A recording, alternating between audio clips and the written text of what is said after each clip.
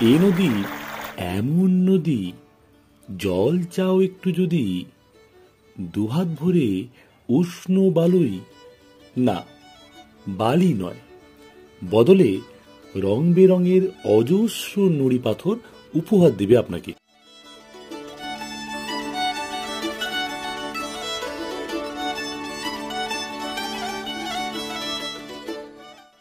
হ্যাঁ, ঠিক ধরেছেন, এটাই কালিম্পং এর পাহাড় থেকে নেমে আসা অপরূপা মূর্তি নদী।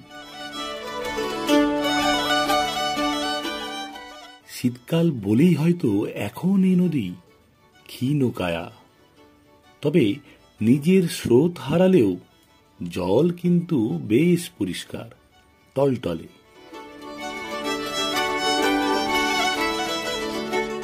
হালকা শ্যাওলা মাখা নুড়ি পাথরে ঢাকা নদীবক্ষটি বেশ চড়া, গভীরতা প্রায় নেই বললেই চলে। এই নদীর একদিকে চাপড়ামারি অভয়ারণ্য, আরেকদিকে গরুমারা।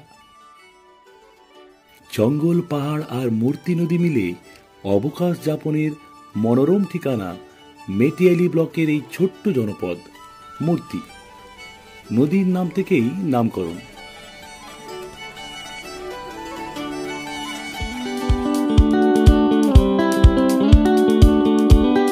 হ্যাঁ, ঠিক সকাল 11টায় আমরা পৌঁছে গিয়েছি মূর্তি নদীর ধারে।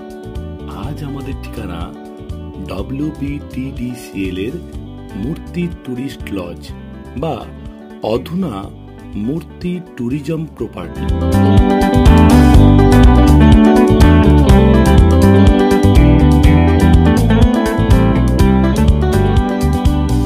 ঘটনা পরম্পরা বজায় রাখতে আগের 3টি পর্ব দেখে নিতে পারেন, লিংক রইল আপনাদের জন্য।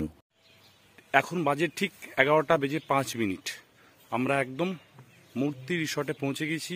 ওয়েস্ট বেঙ্গল ট্যুরিজমের মূর্তি রিসর্ট, একদম মূর্তি নদীর ধারে একটা সুন্দর সাজানো গুছানো একটা রিসর্ট। দেখুন, সঞ্জয় এবং ইমন চেক-ইনের কাজে ব্যস্ত, আমি তার ফাঁকে একটু জায়গাটা আপনাদেরকে ঘুরিয়ে দেখিয়ে নিচ্ছি। আশা করছি ভালো লাগবে।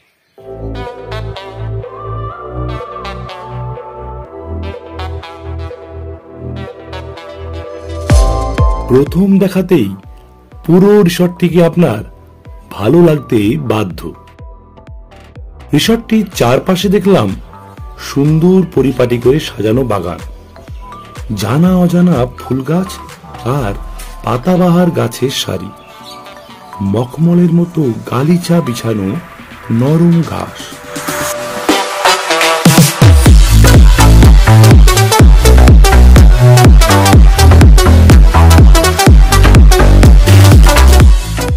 বাঁধানো সর্পির রাস্তা, আর তার পাশে পাশেই যেন একটি করে সুদৃশ্য কটেজ বসানো। জানা গেল এসি ব্যবস্থা সবগুলোতেই রয়েছে। ব্রিক ব্লক এবং উডেন ব্লক মিলিয়ে মোট 21টি কটেজ। প্রকৃতির সঙ্গে তাল মিলিয়ে নামকরণগুলিও অদ্ভুত সুন্দর, কোনটা পাখির নামে কিংবা গাছের নামে, আবার কোনটা ফুলের নামে। ও হ্যাঁ, ফুল বলতে মনে পড়ল, নাম না জানা একটা মিষ্টি রঙের অর্কিডের সন্ধানও পেলুম আমরা বাগানে।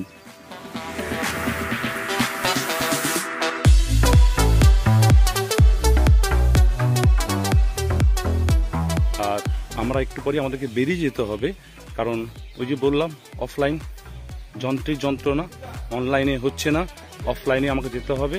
অফলাইনে বুকিংয়ের জন্য আমাদেরকে গিয়ে লাইনে দাঁড়িয়ে আমাদেরকে বুকিংটা করতে হবে। যাত্রাপ্রসাদ ওয়াচ টাওয়ারটা কিন্তু আমরা দেখবই, দেখা যাক।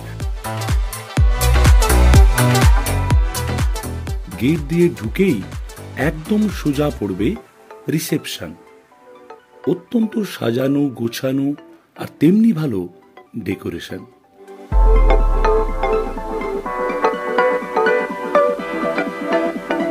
না, শুধু বাইরের চাকচিক্য নয়, কটেজের ভেতরটিও বেশ ওয়েল মেনটেন্ড। চলুন মূর্তি রিসর্টের রুমটা একবার দেখিয়ে নিই আপনাদের। রুমটা দেখুন, আকারে একটু ছোট হলেও বেশ সুন্দর, পরিপাটি করে সাজানো, একদম সুন্দর। ঢুকেই রয়েছে একটা ডেস্ক মতো, অবশ্যই ড্রয়ার রয়েছে রাখার জন্য। আমরা ব্যাগগুলো সব উপরে রেখে দিয়েছি। পাশেই রয়েছে একটা টিভি, বেশ বড়ই, খারাপ নয়, যদিও লাগবে না আমাদের মনে হচ্ছে টিভি। এপাশে একটা ফুল আয়না রয়েছে, মিরর রয়েছে দেখুন। ওপাশে লনটা দেখার জন্য একটা ভিউ পয়েন্ট, পর্দা দিয়ে ঘেরা। এপাশে বিছানা, দুটো বালিশ রয়েছে, দুটো নয় মোট 6টা বালিশ, 4টে বড় এবং 4টে ছোট। চার্জার পয়েন্ট রয়েছে, কেটলি রয়েছে, দুটো গ্লাস রয়েছে, টেবিল, এপাশে একটা সিঙ্গেল সোফা। চলুন বাথরুমটা কি অবস্থা একটু দেখেন। না খারাপ নয়, বাথরুমের ঢুকেই ডান দিকে রয়েছে বেসিন, তোয়ালে রয়েছে। ও আচ্ছা, একটাই রুমের মধ্যে দুটো পার্টিশন করা রয়েছে, অবশ্যই গ্লাস দিয়ে। এপাশে ওয়াশরুম, স্নান করে নিতে পারে। দুটো বালতি, দুটো মগ রয়েছে, শাওয়ারও রয়েছে। এপাশে দুটো তোয়ালা, আর এপাশে রয়েছে ল্যাট্রিনের জায়গা, কোমোড।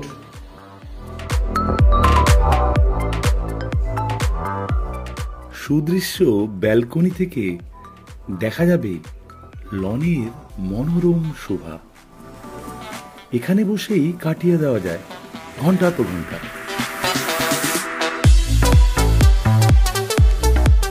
আমার মতে সব মিলিয়ে এই রিসর্টকে 10-এর মধ্যে 7 কিংবা 8 অনায়াসেই দেওয়া যায়।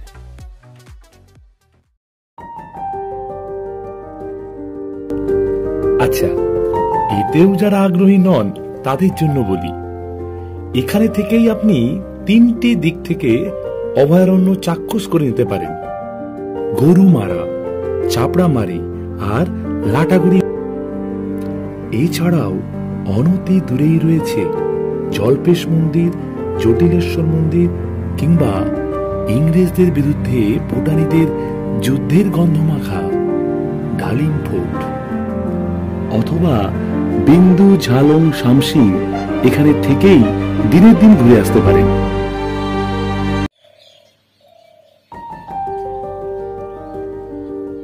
পশ্চিমবঙ্গ পর্যটন উন্নয়ন নিগমের এই রিসর্টে অনলাইন বুকিং করতে পারেন, হলুম বুকিং এর মতোই WBTDCL এর ওয়েবসাইট থেকে। এছাড়াও রয়েছে নদীর একেবারে কোলে অবস্থিত এ অঞ্চলের সবচেয়ে পুরনো রাজ্য বন উন্নয়ন নিগমের বনানী রিসর্ট।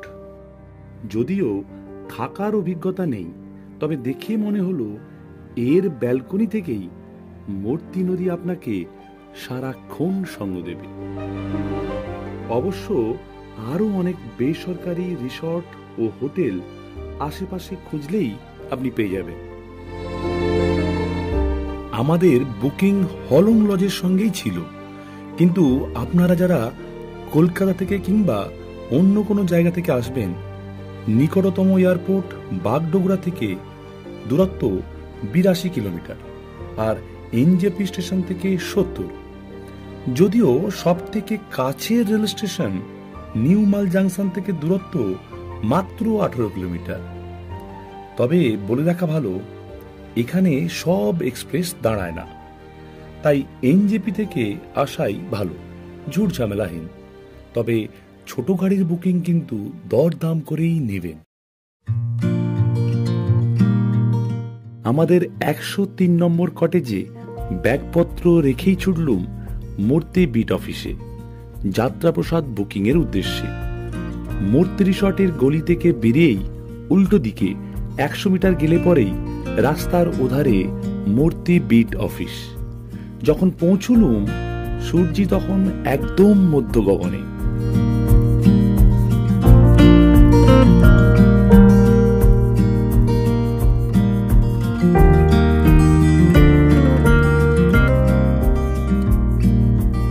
একটা দারুণ খবর দিয়ে রাখি, আমরা শেষ পর্যন্ত যাত্রাপ্রসাদ ওয়াচ টাওয়ারের বুকিং পেলাম, তবে অফলাইন। অনলাইন আজকের জন্য সার্ভারের সমস্যা হচ্ছে, তাই সমস্যার জন্য আমরা কিন্তু অনলাইন বুকিং পাইনি ঠিকই, কিন্তু আমরা 11টার মধ্যে পৌঁছে গেছি, 11টা 5-এ মোটামুটি পৌঁছে গেছি এই মূর্তি বিট অফিস এবং টিকিট কাউন্টার দেখতে পাচ্ছি। আমরা কিন্তু এখানে লাইনে দাঁড়িয়ে 12টার সময় খোলে, জাস্ট দুপুর 12টার সময় খোলে। এখান থেকে অফলাইন আমরা কিন্তু যে কোনো টাওয়ার, ওয়াচ টাওয়ার কিংবা চাপড়ামারি করতে চাইলে চাপড়ামারি সাফারি, যে কোনো জিপসি সাফারি, যে কোনো সাফারি কিন্তু আপনি এখান থেকে টিকিট কাউন্টার থেকে সরাসরি অফলাইন পাবেন যদি অনলাইন না পান। এবং আমরাও কি করলাম, অফলাইন এখানে টিকিট বুকিং করে নিলাম। এবারে খরচের ধাক্কায় আসি। খরচ পড়বে জন প্রতি যাত্রাপ্রসাদ ওয়াচ টাওয়ারের জন্য 120 টাকা। জিপসির ভাড়া সর্বোচ্চ 4 জনের জন্য 1250 টাকা। জিপসির রোড চার্জ 400 টাকা। গরুমারা জঙ্গলে এন্ট্রির জন্য ফি 60 টাকা। আর একজন গাইড আপনাকে অবশ্যই নিতে হবে, যার ভাড়া পড়বে 300 টাকা। আর একটা অদ্ভুত পাওনা আমাদের, অফলাইনের ঝক্কি পোয়াতে হলেও সেই আক্ষেপ মিটিয়ে দিল বাড়ির জন্য পাওয়া এই 3টি পাটের তৈরি হ্যান্ডক্রাফট, স্থানীয় মহিলাদের তৈরি। জানি না স্মৃতির ঝুলিতে কতটুকু ভরতে পারবো, তবে খরচের যা বহর, আপাতত এইটুকুই আমাদের ঝুলিতে ভরে নিল। বুকিং এর আনন্দে গিয়ে বসলাম সোজা লজের রেস্টুরেন্টে। এটিও বেশ ওয়েল ডেকোরেটেড।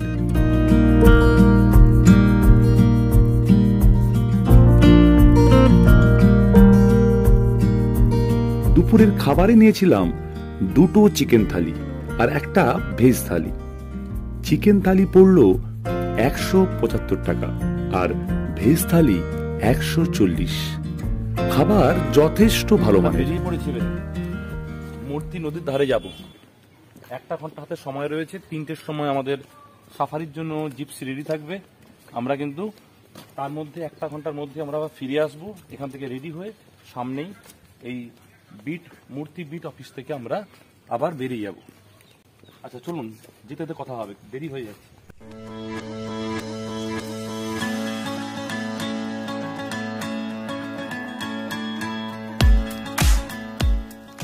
পরে সময় পাবো কিনা জানি না।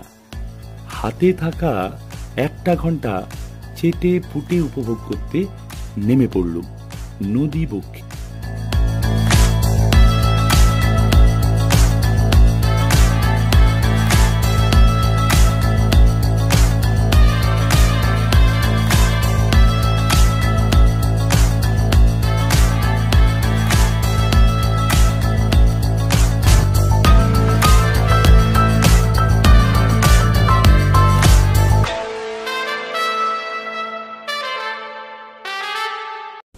আমরা যাচ্ছি গরুমারা ন্যাশনাল পার্কে। জিপ ছাড়লো, এটা মূর্তি বিট অফিস, গরুমারা ন্যাশনাল পার্কের মূর্তি বিট অফিস। এখান থেকে আমাদের গাড়ি ছাড়লো।